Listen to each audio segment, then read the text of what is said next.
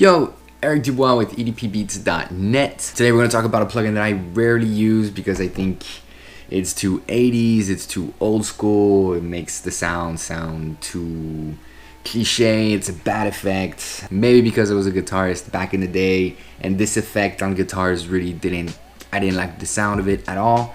So I'm deciding to learn it and figure out a way to make it sound cool, sound more modern, and to be able to use this plugin in different scenarios. So what are we gonna be talking about is the chorus effect. So what's in stock? Chorus. So I might be generalizing, and it's just a cliche that I have in my mind that I don't like this plugin, but there's actually some really cool stuff that can be done with this. So this is how the chorus plugin looks like in Ableton. So as you can see, super easy, super basic. There's only a few knobs there, not much to do besides this big black screen right there. That's actually pretty cool if you have one of those chord pads and you can do some crazy stuff with it.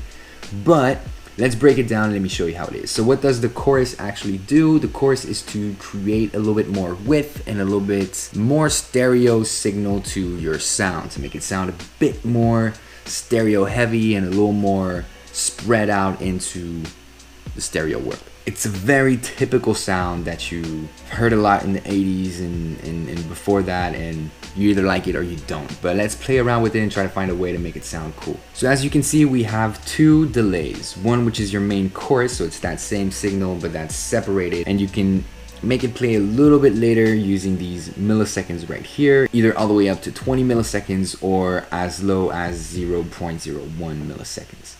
The second delay, you can have the same control here, but you can decide what you want to use it for. So either as a pitch modification, where this second delay is going to be controlled by this modulation section here. You can decide either the mod, or you can just turn it off and only work with one delay and kind of play around with it. This filter section right here is to be able to high pass the delayed signal. So if you don't want the chorus to be on the entire frequency spectrum of your sound, or if you just want to have it in the highs, for example, and just get a little bit on the top end, a little chorus effect to make it sound a little bit more controlled and less intense and in your face that you're using a chorus. So I love to use with that high pass. So let's have it on modulate. This modulation, actually you can select so the amount of pitch modulation that you want, so just the intensity, and then the rate, how much is it going to be pulsating, because it's going to be moving as a signal from up to down.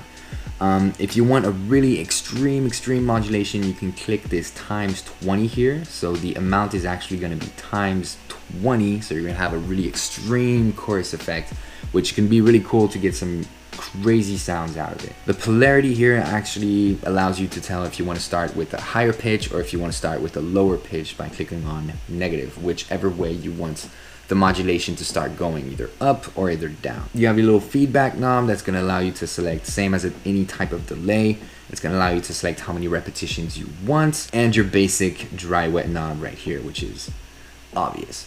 So let's test it out. Pull out this loop from one of my exclusive sample packs. If you're looking for exclusive melody loops and drum beats that you want to use, just go to my website, edp-beats.net. Sign up as a producer and I'll send you some ideas and we can discuss on what you want, and I'll send you a bunch of loops. So here it is.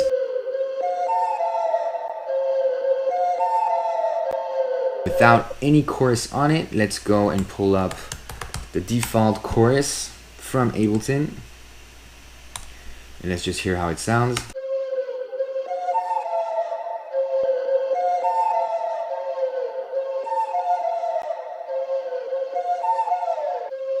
So you can already hear it's kind of makes you dizzy a little bit. But let's play around with some of the settings and see what we can come up with. So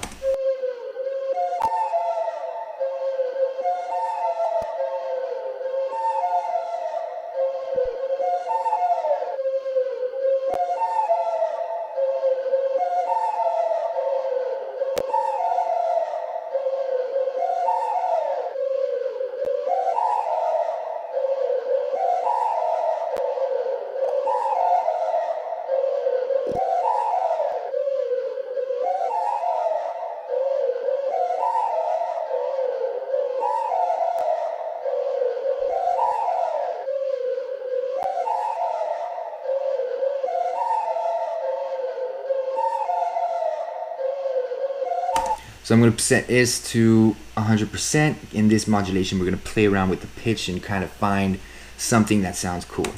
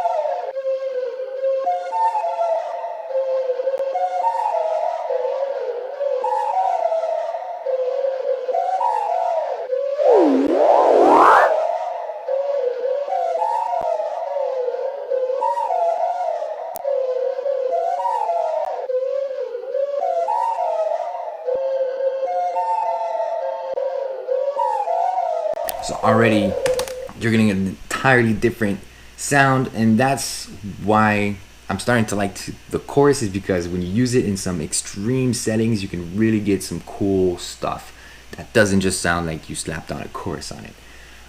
What I want to do is I want to try out some of the different presets that come with Ableton for the chorus. So let's check it out here. Zorbus.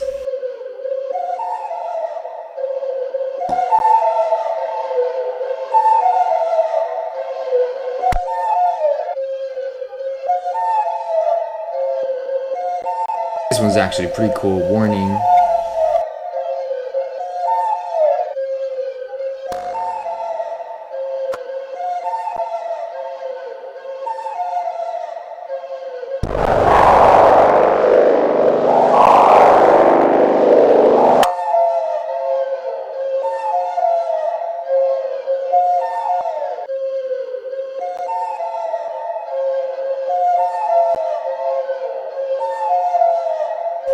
And yeah, that's pretty much all you can do with chorus. It's really easy, really subtle. You can use it for some sound designs.